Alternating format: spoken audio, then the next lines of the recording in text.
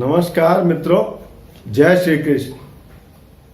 आप सबका वैदिक प्रेडिक्ट चैनल में स्वागत है। आज का जो विषय है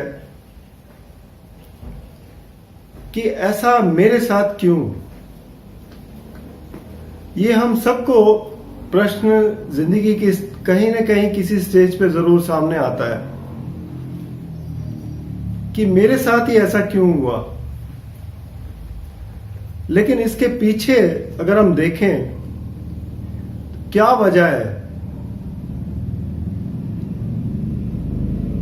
हर इंसान जब एक जन्म में पैदा होता है तो एक प्रारब्ध लेके आता है। ऐसा प्रारब्ध का मतलब ये है कि कुछ ऐसे कर्म जो इस जन्म में हमें कंज्यूम करने हैं या निपटाने हैं। और ये प्रारब्ध कैसे मिलता है?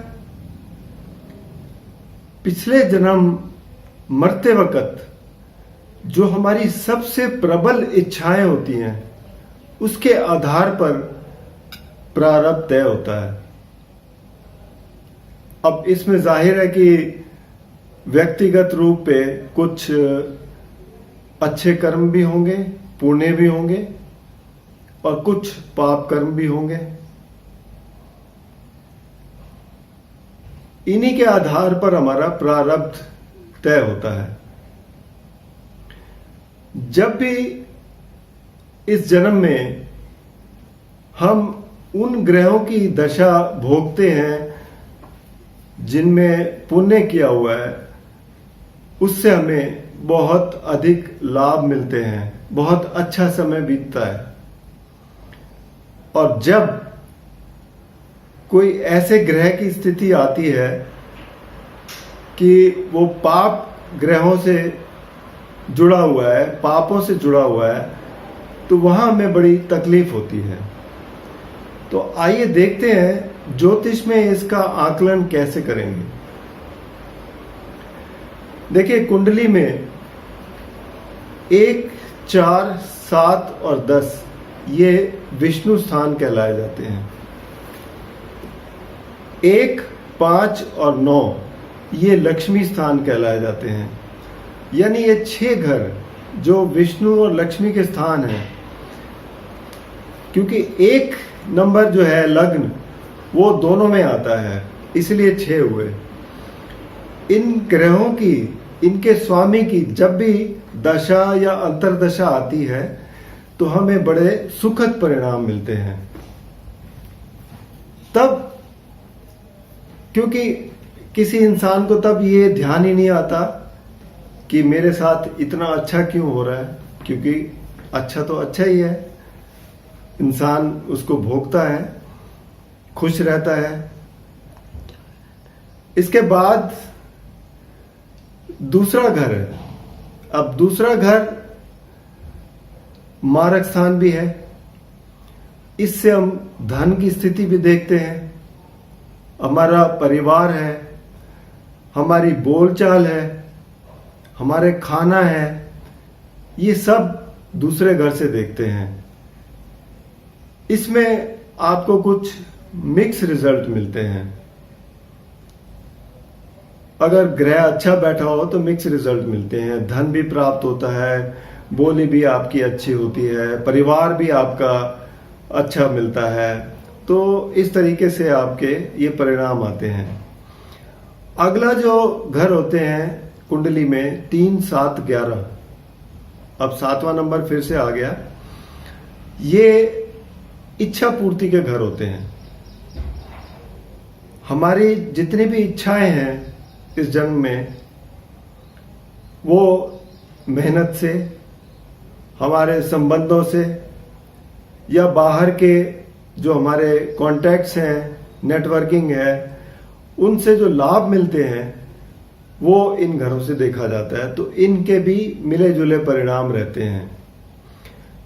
अब आखिर में बच गए त्रिक भाव, यानी 6, 8 और 12। ये घर कुंडली में सबसे अधिक तकलीफ देने वाले होते हैं, क्योंकि छठा भाव हमारा गिना जाता है रोग, रिपु और ऋण से। 8वां घर है हमारी आयु का,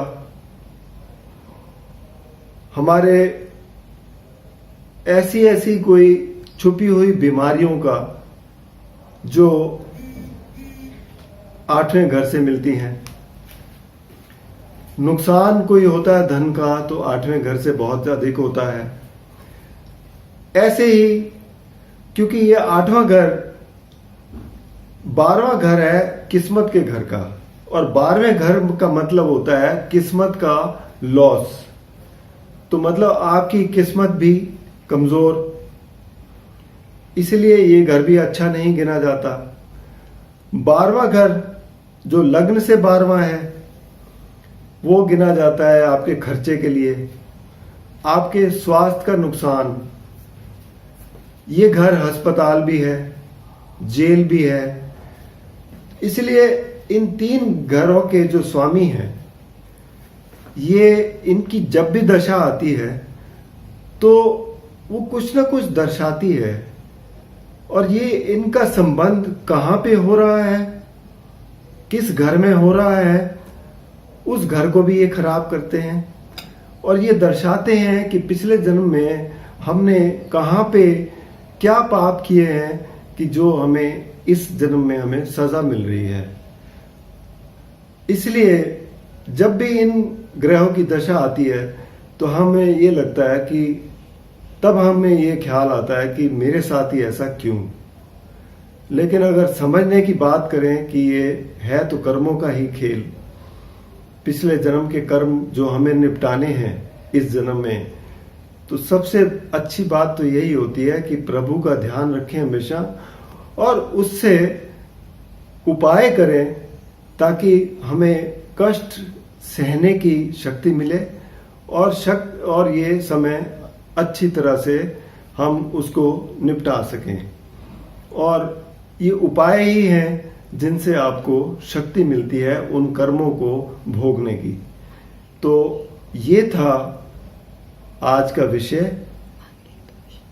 और इसके अलावा अगर आपको व्यक्तिगत तौर पर कोई समस्या आ रही हो तो नीचे दिए गए नंबर पर संपर्क करें या फिर vedicpredict.com पर लॉगिन करें।